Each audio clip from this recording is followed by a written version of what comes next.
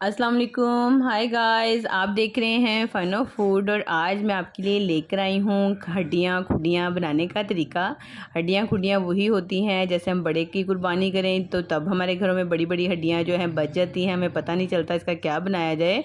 या वैसे भी आप बाज़ार से भी ख़रीद सकते हैं। तो आपने खाली नलियाँ नहीं लेनी बल्कि जो गुट की और टखनों की जो हड्डियाँ होती हैं जिसके साथ गोश्त भी लगा होता है वो वाली हड्डियाँ लेके आप बनाएंगे तो उसका फ्लेवर आपको बिल्कुल ऐसा लगेगा जैसे आप बड़े के पाए खा रहे हो। बहुत ही लजीज बनती है।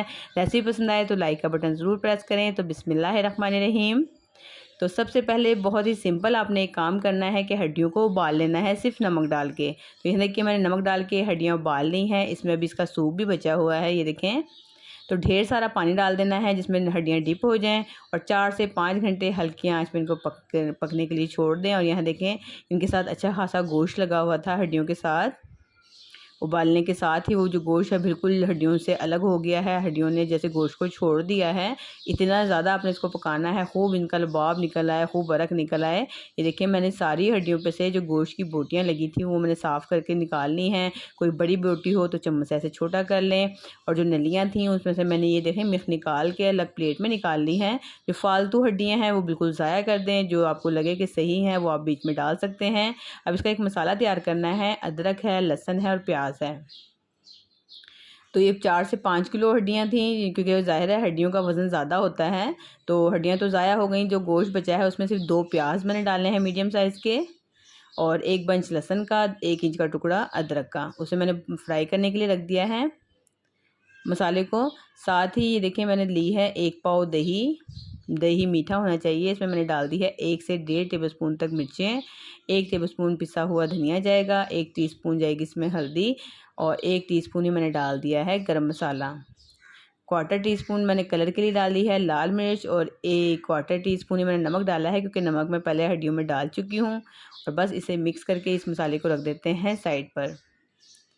अब जो प्याज और अदरक लहसुन फ्राई कर रहे हैं, इसे फ्राई करने का तरीका ये है कि आपने इसको खूब अच्छे से फ्राई करना है ताकि इसका थोड़ा सा कलर चेंज हो जाए, हल्का सा गोल्डन कलर आएगा। इतनी देर तक हमने इसको भूनना है।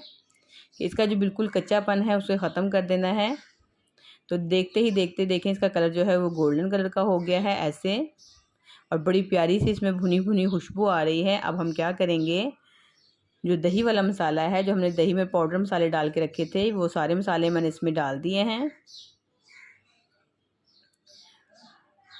और अब सारे मसालों के साथ हमने इस पेस्ट को, अदरक लहसुन के पेस्ट को मसालों के साथ को अच्छी तरह भून लेना है। जो दही का पानी है, दही के पानी के साथ एक मरतबा देखें मसाला अच्छे से जब भुन जाए तो आपने क्या करना है, थोड़ा सा पानी और डालना है और मसाले को एक मरतबा और भून लें।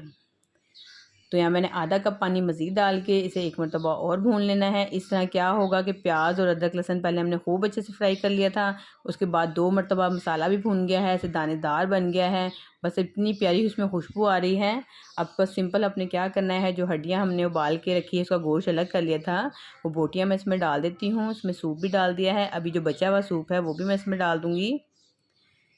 तो जब आप हड्डियाँ ज़ाया कर रहे हो तो जो आपको हड्डियाँ लगें जो यानी कि डालने वाली हो वो इसमें आप डाल सकते हैं। और बस ये मज़ेदार सी जो हड्डियों का सालन है ये बनके तैयार है। बचा हुआ सूप भी मैंने इसमें डाल दिया है। तो इतनी लजीज बनती हैं। अगर आप चाहें तो इसमें थोड़ा सा बोंग का गोश्त भी उबाल के डाल सकते हैं। ये आपकी पसंद है, आपकी चॉइस है, लेकिन इसमें किसी चीज़ की कमी नहीं है। ये ज़बरदस्त सा एक सालन बनके तैयार है। गर्मा गर्म कुलचे हों या खमीरी रोटियाँ हों, नान हों, बहुत ही टेस्टी लगता है इस सालन के साथ। मैंने थोड़ी सी कुटी हुई फ्रेश काली मिर्चें इसके ऊपर से छिड़क दी हैं। तो दरदरी सी कुटी हुई लेनी है, पाउडर नहीं लेना आपने। और बस इसे कवर कर देंगे तो मज़ेदार सा हड्डियों खुडियों का सालन जो है बनके तैयार है। आप भी इसे ज़रूर ट्राई कीजिएगा। जब आप सर्व कर रहे हो तो आप क्या करें कि ये जो मीठे हमने निकाल के रखी थी ये हम डाल देंगे ऊपर से सर्विंग के टाइम, ये देखें। और थोड़ा सा गार्निश करें और ये मज़ेदार सा जो आप सर्व कर सकते हैं, आप मेहमानों के आगे भी सर्व कर सकते हैं। और स्पेशली सुबह नाश्ते में कुलचों के साथ बहुत ही लजीज लगता है। तो इस रेसिपी को ज़रूर ट्राई कीजिएगा। अगर आपको मेरी रेसिपी पसंद आती है तो इसे लाइक करें, शेयर करें। चैनल पे नए हैं चैनल को सब्सक्राइब करें। मुझे ज़रूर मेंशन किया करें कि आप मुझे कहाँ से वॉच कर रहे हैं। इसके साथ मुझे दें इजाज़त। अल्लाह हाफिज़, बाय बाय।